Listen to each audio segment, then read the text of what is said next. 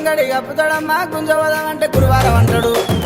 దగ్గర దగ్గర దొక్కుతాడమ్మో ఎందుకో నేనేమనుకుంటే